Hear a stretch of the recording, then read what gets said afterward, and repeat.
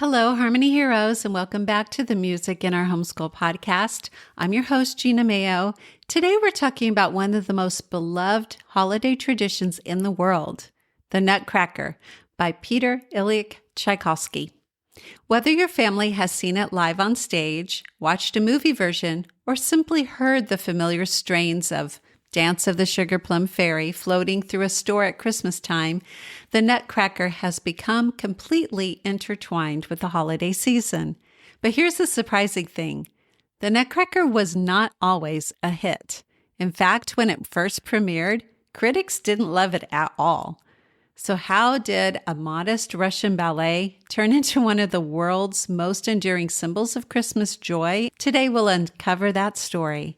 And I'll share some creative ways to help your homeschool students experience the Nutcracker this December, even if you can't attend a live performance. If you are a homeschooler looking for ways to easily and affordably include a quality music education in your homeschool, you've come to the right place. This is the Music in Our Homeschool podcast. I'm Gina Mayo, homeschooling mom of 8 and music teacher for over 30 years. Let's start with the Nutcracker's composer. Peter Tchaikovsky was already a celebrated composer in Russia in the early 1890s. He had written Swan Lake and Sweeping Beauty, both wildly popular ballets. So when the Imperial Ballet commissioned him for another piece, based on a whimsical fairy tale, he accepted, though he wasn't particularly enthusiastic about the story at first. The idea for the Nutcracker came from E.T.A. Hoffmann's tale, The Nutcracker and the Mouse King, which was later adapted by the French writer Alexandre Dumas. The story tells of a young girl named Clara, or Marie, depending on which version you're reading, who receives a wooden nutcracker for Christmas, only to discover it comes to life and battles the evil Mouse King before whisking her away to a magical land of sweets. Tchaikovsky worked on the Nutcracker in 1891 and 1892, alongside another major project, his Symphony No. 6, Pathétique.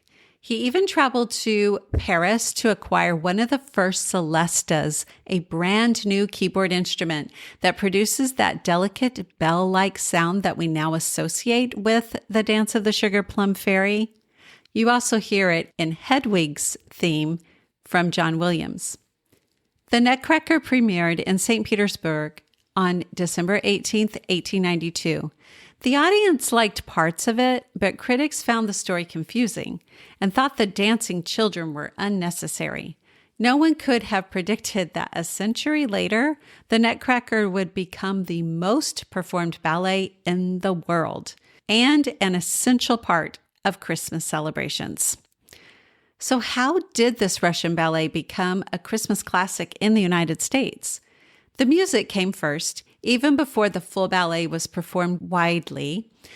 Tchaikovsky's Nutcracker Suite, which was a concert version of several dance numbers, became popular across Europe and America. Orchestras loved performing it, especially around Christmas time, because of its light, sparkling tone and its connection to a magical holiday story. But the real turning point came in the mid-20th century. After World War II, American ballet companies began staging full productions of the Nutcracker. In 1944, the San Francisco Ballet performed it, followed by the New York City Ballet in 1954 under George Balanchine's direction. Balanchine's version became a television sensation in the 1950s and 60s, reaching millions of American families for the first time. That broadcast introduced the Nutcracker as a symbol of holiday wonder, a beautiful mix of childhood imagination, family celebration, and timeless music. From then on, ballet companies began performing it annually, often using it to fund their entire season. By the 1980s, the Nutcracker wasn't just ballet. It was the Christmas performance. Even those who had never seen a live ballet knew its music instantly. Let's take a closer look at what makes the Nutcracker so magical musically. Tchaikovsky had a gift for melody. Every dance feels like a miniature world. The march captures the excitement of Christmas morning. The waltz of the flowers swirls with grandeur and joy.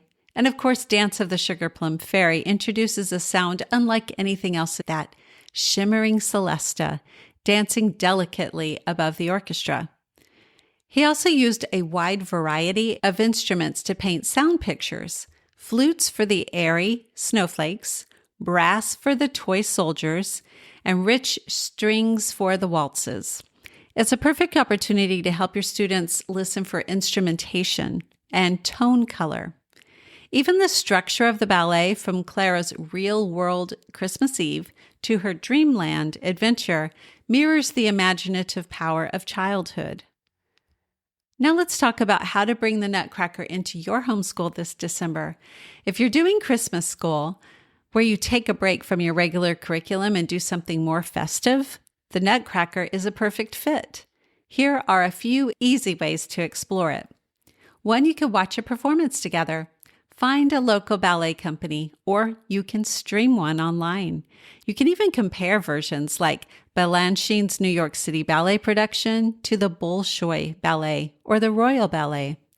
Listen to the music and identify instruments. Have your kids draw what they hear or move along to the rhythms. Learn about Tchaikovsky's life. Here's one of the great romantic composers, and the Nutcracker offers a wonderful entry point to explore his other music, like Swan Lake or the 1812 Overture. Integrate art and storytelling. After listening to Waltz of the Flowers, invite your children to paint or dance their own interpretation. And compare versions of the story.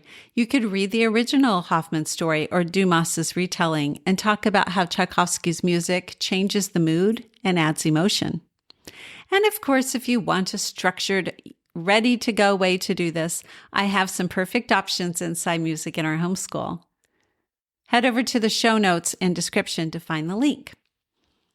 So why has the Nutcracker lasted for more than a century? Partly because it speaks to something timeless, the childlike wonder that lives inside all of us.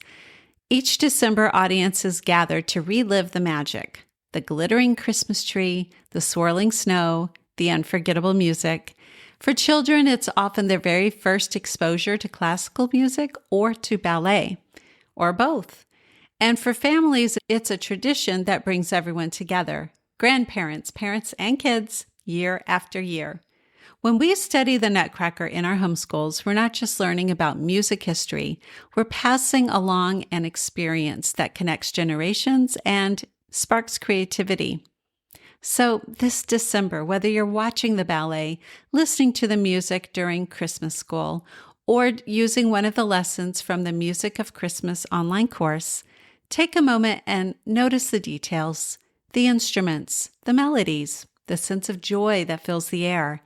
Tchaikovsky may never have imagined that his Little Christmas Ballet would become such a beloved classic, but today it's one of the most enduring ways that we celebrate the season, through music. Thanks for joining me today, Harmony Heroes.